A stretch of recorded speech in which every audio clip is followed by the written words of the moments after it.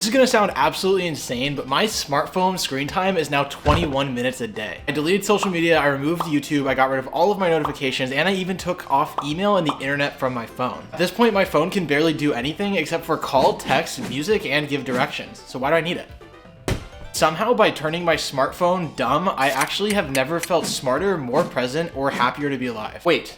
Why am I actually making this video? What is this video about? This is not a video about quitting tech or getting rid of technology completely. I still use technology, I work in tech, I use YouTube, and I still need my phone for certain things like Google Maps. I recently realized something really incredible. I have spent years trying to reduce my average screen time way down below the average. I've tried deleting social media apps, I've tried turning off notifications, I've tried a lot of things, and yet somehow I would still find a way to scroll. What I mean by this is like deleting the YouTube app from my phone, then using my internet browser to just go onto YouTube, which is basically YouTube Shorts / TikTok at this point, and now I'm just using YouTube Shorts in the browser. So what I realized is the problem wasn't actually the phone itself or some of the apps, it was just the way it was designed.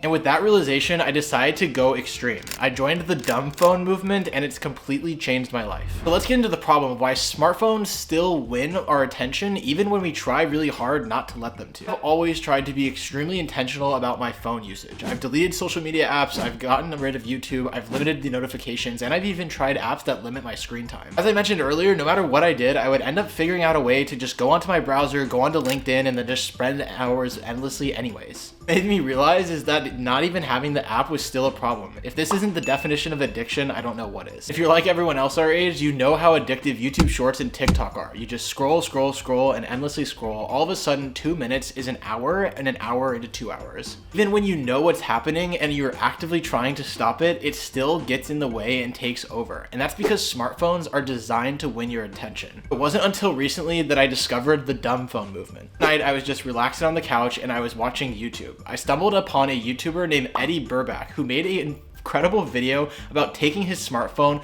locking it in a locker, and then using everything else around him to replace the things that were using his phone, but with real physical items. I'm talking about carrying a physical notepad for notes, a actual camera for camera, and relying on maps and other stuff for using directions. Obviously, this is a bit extreme and is a funny clickbait for YouTube, but it was an incredible video and it really talked about the intentionality of phones and the dumb phone movement. That's when it hit me. I didn't need to get rid of my phone, I just need to reprogram its purposes. To do this, I would only strip it back to what I needed. I would get rid of anything that was frivolous and focus on the things that I actually needed as a part of my daily life. So by doing that, I built my own version of a dumb phone by focusing on the things that I needed. Let's talk about what I did to my phone. The first thing I did is I turned my phone to grayscale. As you can see, this is an accessibility feature that you can do to turn off all colors from your phone, making it grayscale. You take the color out of the screen, there's far less stimulation, and it is not as fun to look at. The next thing I did was pretty much delete every app that wasn't either call, text, directions, music, banking, or somehow travel related. The craziest thing that I did was I removed the internet browser from my phone completely. No Chrome, no Safari, no search at all, and I got rid of my personal email. At the same time, I got rid of some things that were work related on my phone, which for my corporate employees out there, you know how scary it is to remove Slack or other communication tools from your phone.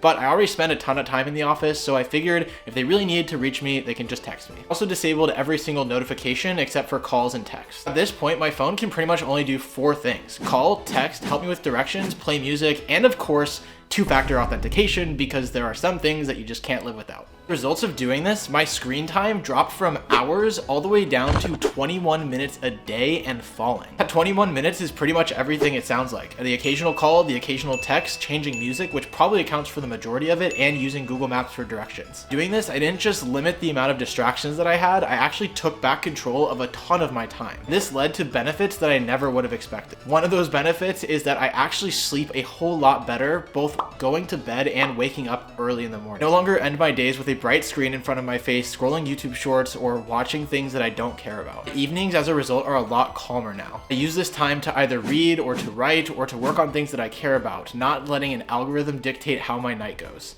As for my mornings, I get up out of bed way faster. Because now when my alarm goes off, there's no reason to sit there and look at my phone for 20 minutes for no reason. It may sound crazy, but I just get up, brush my teeth, take a shower, and then I'm off to go to the gym. The second unexpected benefit that I actually got from doing this is kind of developing that intentional curiosity again. Because I don't have access to the breaking news, viral hashtags, or the common buzz that's always going around online, I now actually get super curious about when I hear things for the first time from people.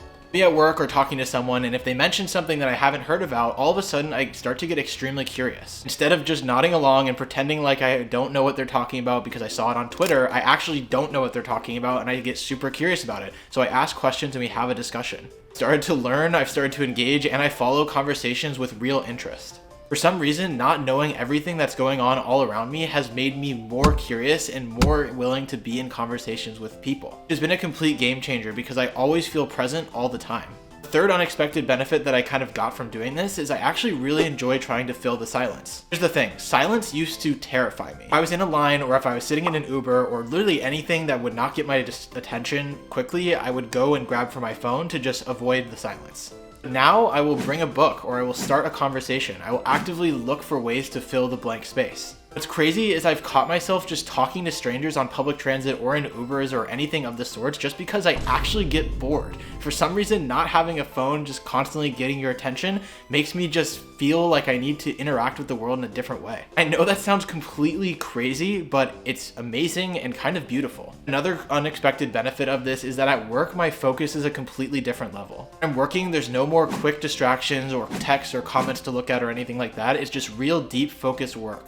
I don't need the 5 productivity hacks from your favorite YouTuber. For me, I just need a quiet mind and the time to focus on what's important. Just doing this one change and kind of dumbing down my phone has made me so much more productive in a day. But I want to take a second to kind of zoom out and talk about the bigger issue here and why this matters to you. Smartphones are not evil, but they are absolutely optimized to steal your attention. They profit from your distraction, they keep you scrolling so that they can sell you ads, and they monetize your data and you using it. You are in fact the product to these companies. They keep you coming back to your platform so that they can take your time and attention and sell it to advertisers for profit. It's a great business model. By detailing my story, I'm not telling you to quit your phone cold turkey in the same way that I did. I hope you do realize that by every minute you give to your phone or to a social media app or other, you are not giving time to your goals, your relationships, and the things that matter the most to you. So with that, here's my challenge to you. I want you to try one of these things. Try putting your phone into grayscale or deleting an app. Or move your phone out of your bedroom, or start to check your screen time intentionally and honestly. You don't need to be perfect about this, but you do need to use intention. Imagine if you could just take back 1 hour. What would you do with that hour? If you continue to compound it, just think about all the time that you can get back. Instead of just saying I'm busy to things, all of a sudden you're going to realize you have a lot more free time than you actually thought you did. You just have to be intentional with it. So if this video challenged your thinking or made you start thinking about redefining the relationship you have with your phone, hit subscribe. My name is Will Jenkins, and this channel is for people that want to live life intentionally, not distracted, not on their phones, really living with purpose and focusing on personal finance, career growth, living intentionally, and growth mindset. If you've already tried something similar to this or are thinking about doing it, then I want to hear from you in the comment section below. Let's get the conversation going about this. I'd love to hear what changes that you've noticed by trying this, or if you're really interested and want to learn more, interact with me. I want you to take away from this video that you don't have to give up your phone. You just have to stop giving up your life. So with that, I will see you all in the next video. See you guys.